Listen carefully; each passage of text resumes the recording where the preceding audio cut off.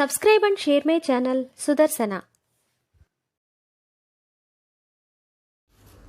ఓం శ్రీ నృసింహ సరస్వతి స్వామినే నమః.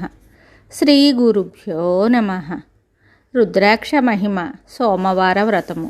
మరుసటి రోజు దత్తుడు సావిత్రి శ్రీగురుని దర్శించి, గత దినమున నన్ను ఊరడించిన మహాత్ముడు ఎవరని సావిత్రి అడుగగా, మేమే నీ దృఢభక్తిని మనోనిశ్చయమును తెలుసుకొని వచ్చితమని చెప్పి రుద్రాక్ష మహిమను ఇలా వారికి వివరించెను.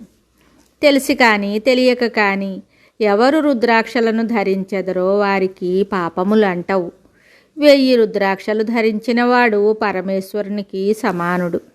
అట్లు కాక బాహువులకు 16, శిఖలో 1, చేయికి 24 చొప్పున, మెడలో 32, శిరస్సున 42, చెవులకు 12, కన్నులకు 1, వక్షస్థలమున 108 ధరించిన శివుని కుమారుడైన కుమారస్వామితో సమానమైన వాడగును. రుద్రాక్షలు, పగడాలు, స్ఫటికాలు కలిపి బంగారముతో చుట్టి ధరించేవారికి రుద్రలోక ప్రాప్తి కలుగును. రుద్రాక్షమాలతో జపము చేస్తే అనంత ఫలము, రుద్రాక్షలు ధరించి స్నానము చేసిన గంగా స్నాన ఫలము లభించును. ఏకాదశ రుద్ర మహామంత్రముతో రుద్రాక్షను అభిషేకిస్తే శివునికి అభిషేకించినంత ఫలితము కలుగును. ఏకముఖ రుద్రాక్ష వలన జన్మరాహిత్యము చేకూరును.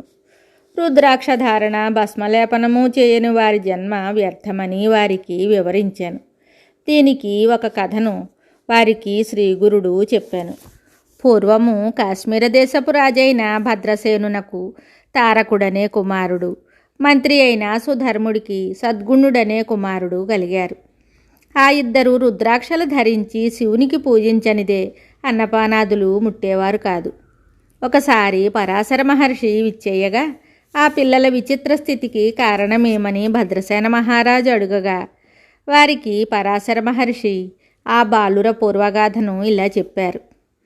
పూర్వము నందిగ్రామమున సౌందర్యవతి అయిన మహానంద అనే వేశ్య ఉండేది. ఆమె ప్రతిరోజు తన ఇంటిలోనున్న మండపములో నృత్యం చేస్తూ ఉండేది. ఆ మండపంలోనే ఒక కోడిని, ఒక కోతిని ఆమె పెంచుతూ వాటిని ఈ రుద్రాక్షలతో అలంకరిస్తూ ఉండేది. ఒక రోజున శివభక్తి పరాయణుడు, ధనవంతుడు అయిన ఒక వైశ్యుడు చేతికి మణిమయలింగమును ధరించి మహానంది ఇంటికి వచ్చాడు.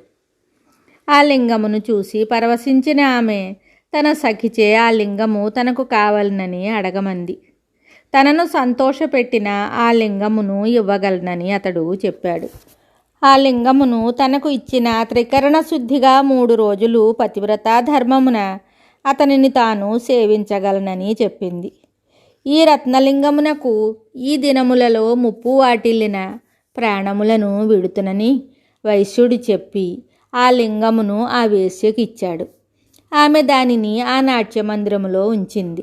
ఆ వేశ్యయు వైశ్యుడు పడక గదిలో ఉండగా నాట్యమండపము భస్మమైపోయింది. అందు ఉంచిన రత్నలింగము, రుద్రాక్షలు ధరించిన కోడి, కోతి కూడా భస్మమయ్యారు. రత్నలింగమునకు హాని కలిగినందున వైశ్యుడు మరణించాడు. ఆ వేశ్య ఆ 3 రోజులు పాతివ్రత్య దీక్షలో ఉన్నందున పతివ్రతా ధర్మముగా ఆ వైశ్యునితో సహగమనము చేయుటకు సిద్ధమయ్యింది. అప్పుడు శివుడు ప్రత్యక్షమై, నేనే ఆ వైశ్యుని రూపంలో నిన్ను పరీక్షించుటకు వచ్చాను. ఈ మండపమునకు నేనే అగ్ని పెట్టి తిని నీ పాతివ్రత్యమును పరీక్షింపదలిచి తిని, నీకు ఏమి కావలేనో కోరుకొనుము అని ఆమెకు చెప్పాడు.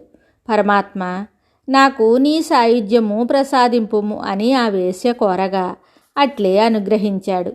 ఆ నాట్యమండపములో మరణించిన ఆ కోడి, కోతి ఇప్పుడు మీ బిడ్డలుగా జన్మించారని, పూర్వజన్మ సంస్కారము వలన రుద్రాక్షలు ధరిస్తూ శివభక్తులయ్యారని పరాశర మహర్షి ఆ రాజుకు చెప్పాడు. కనుక ఓ సావిత్రి, రుద్రాక్షలకు ఇంత మహిమ కలదు అని శ్రీగురుడు చెప్పారు. అంతా విన్న మహారాజు పరాశర మహర్షితో, స్వామి, ఈ పిల్లలిద్దరూ రుద్రాక్షలు శ్రద్ధతో ధరిస్తున్నారు కదా, ఇప్పుడు వీటిని ధరించిన ఫలితము ఎలా ఉంటుందో వివరించవలసిందిగా కోరాడు. దానికి మహర్షి, ఈ బాలురు ఈ రోజు నుండి 8వ రోజు మరణిస్తారని చెప్పగా రాజు దుఃఖించసాగాడు. పరాశర మహర్షి రాజా, రుద్రమంత్రము 4 పురుషార్థములను సాధించగలదు. అప్పుడు రుద్రమంత్రము జపించు వారి వద్దకు యమదూతలు వెళ్ళలేరు. కనుక రుద్రాక్షలు ధరించి 7 రోజులు బ్రాహ్మణులచే రుద్రాభిషేకము చేయించవలసిందని చెప్పారు. ఈ బిడ్డలు సుఖముగా కలకాలము జీవించగలరని పరాశర మహర్షి చెప్పగా, రాజు బ్రాహ్మణుల చేత 7 దినములు అహోరాత్రములు రుద్రమును పఠింపచేసి ఈశ్వరునకు అభిషేకము చేయించెను. ఆ రుద్రమంత్ర జలము చివరి రోజున ఆ పిల్లలిద్దరిపై చల్లగా స్పృహ తప్పి పడిపోయిన ఆ పిల్లలు లేచి కూర్చున్నారు. యమదూతలు శివదూతలు రాగా చిత్రగుప్తుడు ఈ పిల్లలకు 10,000 ఏళ్ళు ఆయుర్దాయము కలదని తెలిపారు. ఈ రుద్రాభిషేక మహత్యమును శ్రీగురుడు దత్తాత్రేయ దంపతికి వివరించనని సిద్ధుడు నామధారకునికి చెప్పాడు. సావిత్రి శ్రీగురునికి నమస్కరించి, స్వామి, నాకొక మంత్రమును ఉపదేశింపుమని కోరింది. సాధ్వి, స్త్రీలకు మంత్రోపదేశము చేయరాదు, భర్త సేవ కన్నా మించినది లేదు అని మృత సంజీవిని విద్యను స్త్రీకి నేర్పుట వలన ఆ మంత్రము ఎట్లు ఫలించలేదో వివరించారు. శుక్రాచార్యుడు మృత సంజీవిని విద్యచే దేవాసుర యుద్ధంలో చనిపోయిన రాక్షసులను బ్రతికించుచుండెను. శివుని ఆదేశము మేరకు బృహస్పతి తన కుమారుడైన కచుని ఆ మృత సంజీవిని విద్యను నిర్వీర్యము చేయుటకు శుక్రాచార్యుని వద్దకు పంపెను. రాక్షసులు కచుని చంపుట, శుక్రాచార్యుడు ఈ మృత సంజీవిని విద్య వలన బ్రతికించుట జరిగింది. శుక్రాచార్యుని కుమార్తె దేవయాని కచుని ప్రేమించింది. చివరకు రాక్షసులు కచుని చంపి కాల్చి బూడిద చేసి నీటిలో కలిపి శుక్రాచార్యునిచే త్రాగించగా దేవయాని కచుని బ్రతికించమని కోరింది. నీ కుమార్తెనైన నాకు ఆ మృత సంజీవిని మంత్రమును ఉపదేశించిన నీవు కచుని బ్రతికించగా నేను నిన్ను బ్రతికిస్తాను అని చెప్పింది. అమ్మ, స్త్రీలకు మంత్రోపదేశము చేయరాదు, స్త్రీకి మంత్రము ఉపదేశించిన ఆ మంత్రము శక్తిహీనమగును అని చెప్పినను దేవయాని విననందున ఆమె యందుగల వాత్సల్యముతో శుక్రాచార్యుడు దేవయానికి మృత సంజీవిని మంత్రమును నేర్పాడు. ఆ మంత్రము వలన కచుడు శుక్రాచార్యుడు బ్రతికారు.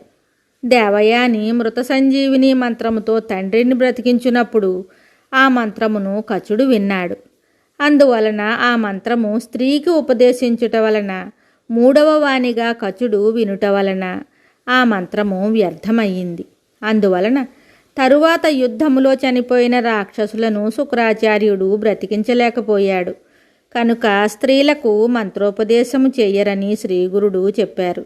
అమ్మా, నీకు ఒక వ్రతం చెప్తాను అని ఈ క్రింది విధంగా శ్రీగురుడు చెప్పారు. మిగతా కథ తరువాయి భాగంలో తెలుసుకుందాము. శుభం. Subscribe and share my channel Sudarsana.